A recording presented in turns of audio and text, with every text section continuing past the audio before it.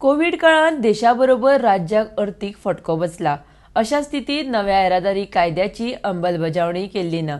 जरी तर जानेर मेरेन सगळ्या जाग्यार पडले तर 1 जानेर 2021 सावन नव्या येरादारी कायद्याची अंमलबजावणी करतले अशें येरादारी मंत्री माविन गुदिन्होन सांगला. RDX खातीर पर्वरीच्यान Gautam Shirodkar. Because of COVID, the new Motor Vehicle Act and the new fines, I have deliberately kept it in abeyance. And I have also taken my Honorable Union Minister in confidence, and I told him Goa is a very different place. It is not like our bigger states where you just implement. People will immediately feel the pinch. As it is, due to non-revenue, means no revenue being generated, we are already enough sufferers.